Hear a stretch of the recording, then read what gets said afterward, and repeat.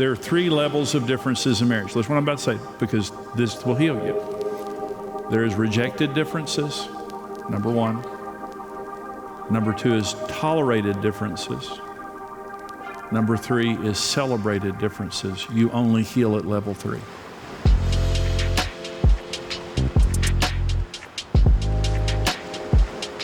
This session is called The Healing Journey of Marriage. Now, it took me 10 months to put this message together. This messed with me. This message messed with my mind more than any message I've ever put together in my entire life. And the Lord began to speak to me about this, and I began to kind of, put it together. And I want to bring this in a manner that simplifies it. I don't want you to get, messed up over it. I want this to be simple for you. But the healing journey of marriage is like an oxymoron. An oxymoron is like a self-contradictory statement. And the healing journey of marriage for many people, they have been more damaged by marriage than anything in their life. They grew up in a bad home, they've had a bad marriage before, and marriage has damaged them more than anything else in life. But I want to say this, God created marriage to heal us. And this message will explain to you how marriage heals. Now, Karen and I got married, damaged each other, so we've been there, done that, but we healed each other. God has used Karen to heal me more than any other person in my life, and I've done the same thing with Karen. And so here's the premise of this message. We seek marriage for many reasons, but one of the most important is that we are all incomplete and unhealed, and we're seeking a spouse to fix that. We're incomplete and we're unhealed, and we're trying to find somebody to fix that. If we do it God's way, we end up in a beautiful marriage. If we don't, we drive each other crazy.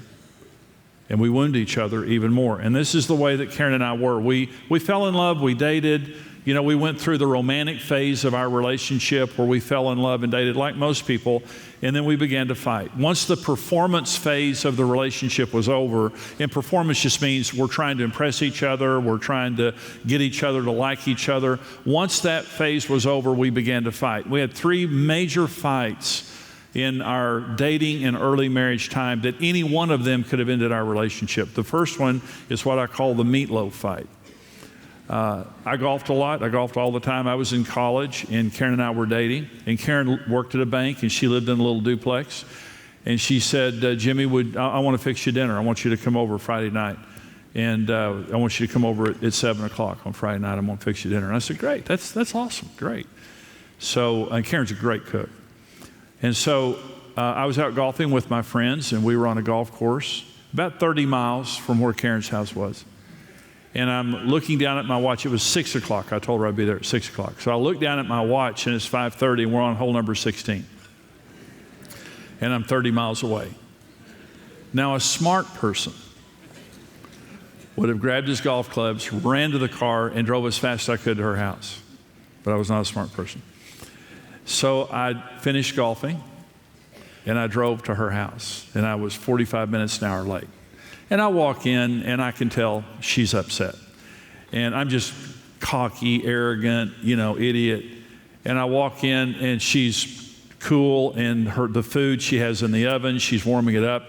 And I walk in, and I'm just Mr. Cool, and I come in, and she's mad. And finally, I turned to her, and I said, we sat down to eat. It was a beautiful meal. Meatloaf, mashed potatoes, green, everything. It's everything I love right there on the plate. And I sat down to eat, and I looked up at her, and I said, what's your problem? The next thing I knew, I was wearing dinner. Okay, let me say this.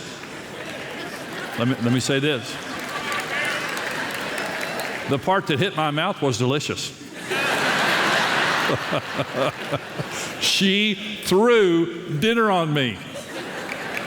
So she, boom, right in my face. So I had her blocked in the driveway, and she had a little Volkswagen Beetle, a little red Volkswagen Beetle, and she got in her car and drove through the backyard, knocked the fence down, drove through a clothesline, drove all the way, and there was no alley. She drove through the neighbor's yard.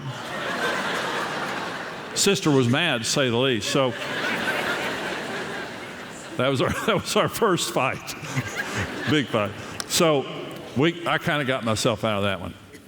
But Then the bachelor party fight, the week before we got married, and I was unsaved. I was not saved. I was not a good person. And I was immoral, and I partied a lot, and that was why I lived, Karen didn't know most of what I did, and I didn't want her to. But at my bachelor party, I did some really bad stuff, and stuff that even bothered me. And Karen's parents hated me, and her mom, they hated me. And her mom had a Bible study praying that we wouldn't get married. It's the truth. And here, let me tell you the other part of it. We would have Marriage Today events in Amarillo, and all those women were coming to serve at our Marriage Day events. And I would just look at them and I would tell them, you're the worst prayers in the history of the world. Could anybody pray worse than y'all pray? But I believe the reason that I got saved is because of those women.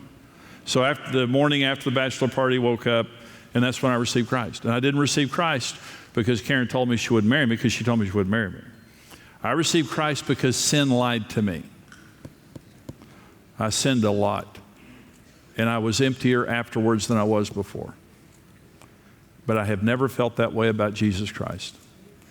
He came into my heart 44 years ago, and he has been marvelous to me, and he filled my heart. So Karen went ahead and married me. I've said bye to all my friends and changed, and we went ahead and got married a week later and got married. Had a bad first few years. We were saved, but I was a bad husband. Still golfed a lot, and finally I told her to get out of the house, and you know that story. And so we had several huge fights. See, any one of them could have ended our marriage, but we began to heal each other after the third fight. And I told you the story about, I went to the living room and prayed, Holy Spirit, teach me how to be a husband, and how the scales fell from my eyes and all of that. So let me talk about God's sovereign purpose in marriage. And let me say this that way. I have it written down here. Why God tricks us into falling in love with someone who can drive us so crazy, and why they drive us so crazy, and how we can stop being driven so crazy and be healed. When we're dating, God is doing so much more than we even realize.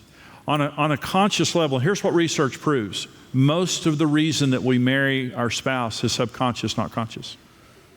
Okay. So consciously, we're looking at attractiveness, personality, enjoyment, ease of relationship, desire, feelings of love and passion, commonality, compatibility, all of those things. But that's the tip of the iceberg. It's like an iceberg. You see the tip of the iceberg, but then the mass of the iceberg is under the water. Did you know that when you're dating, what you see and what you're attracted to is the least of why you actually marry that person? It matters. I'm not saying it doesn't matter. But most of the reason that you're actually going to end up marrying a person is in the subconscious realm. And what it basically means is, let me say it another way. So we're saying, God, I want to marry the right person, bring me the right person. God is doing so much more than we think. And here's what it means. He loves you more than you think, and he's working for you harder than you think. And what God is trying to do is to lead us to make the right decision that we would never make in the conscious realm. Most of us would never make that decision. So God has to kind of supernaturally, get us to make a decision in the subconscious realm, knowing that consciously we would make this decision. And let me give you two examples. Here are two sovereign subconscious decisions that we make when we choose a spouse that we don't realize that we're making. But we need to realize it. The reason that we do so much damage to each other is we don't realize that we did two things. Here's the first sovereign subconscious decision that we're making when we marry. To find my compatible opposite. What I'm actually looking for. See, most people when they're getting married or they're dating, they'll say, I want to find someone just like me. I want to find someone just like me. Did you know subconsciously you're looking for your opposite? It's the truth. Genesis 2:18, the Lord God said, it is not good that man should be alone. I will make him a helper comparable to him. The word helper is the word Ezer in the Hebrew. It means supply what's lacking. You're not looking for a you. You're looking for someone to complete you. An Ezer. You're looking for an Ezer. You're going to find, it's like Karen and me. I was so attracted to Karen. We got married. You saw our strengths here. Couldn't be more opposite. Aren't we a fantastic team? But I didn't know I was looking for someone. And she drove me crazy. I drove her crazy. because we didn't realize. Listen to me, compatibility isn't based on sameness. It's based on shared value, faith, and character. Compatibility, there is this misconception that says compatibility is based on sameness. I know many of you met online. That's great. I have no judgment of that whatsoever. That's great if that's the way you met. But here's the problem. You go online and they have all these categories that you match in. You can match any category you want. You're going to marry your opposite. And I really think part of the shocker is you go online, you marry someone you think is exactly like you, and you wake up one day and say, I want my money back. I had no idea they would be this different. You're going to marry someone different. You need to marry someone different. You don't need another you. The last thing you need is a mini me.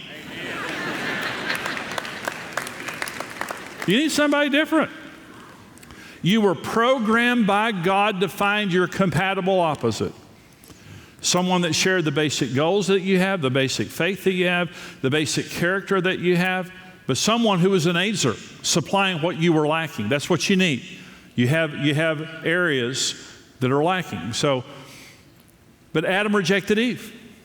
The first couple, he turned and rejected Eve. And I rejected Karen. And so many of us fight and reject each other because we don't realize we actually accomplished the mission. God actually brought us the person we were praying for. And they are our aider. They're going to supply to us what's lacking, but we reject them because they're opposite from us. They're so different. Let me say, Karen and I are so different in so many areas. Let me give you one of the things that still is an issue to this day. Karen is hot-natured and I'm cold-natured. Oh, this sister's hot-natured. I married her because she was hot, but I didn't realize that. I'm cold-natured. I'm cold. I like a warm house. I love hot weather. I love playing golf in 100-degree weather. I feel better. I love it. I love to sweat. I love to be hot.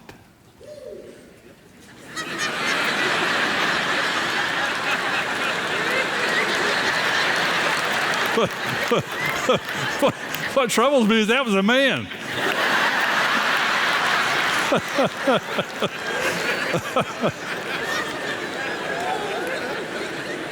I think he understands.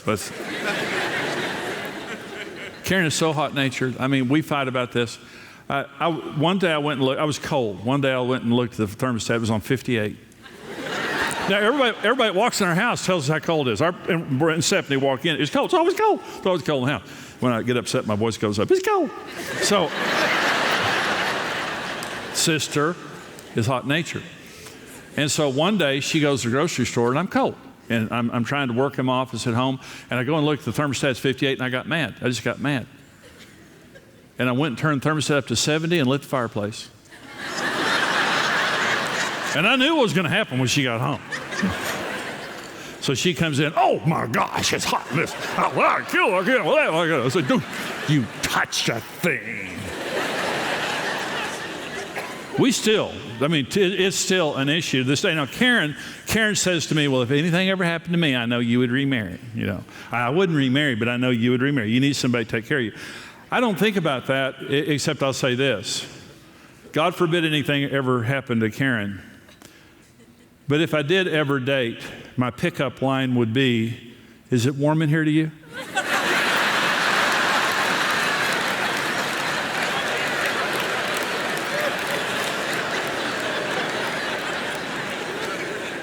And if she says yes, check please.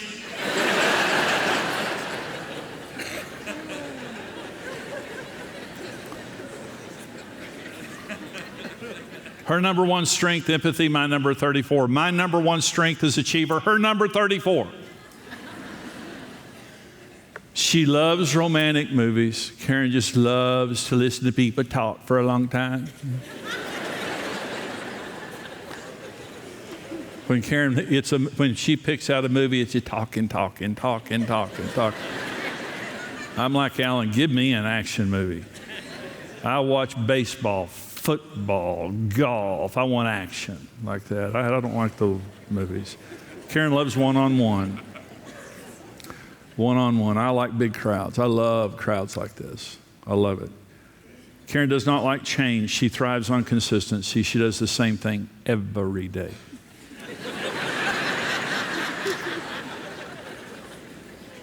I thrive on change. I'm ADD. D. So early in our marriage, we rejected each other and judged each other, but the healing journey of marriage began when we realized that we were different by God's design and that we were there to complement each other. Let me say this, okay? There are 3 levels of differences in marriage. That's what I'm about to say, because this will heal you. There is rejected differences, number 1. Number 2 is tolerated differences.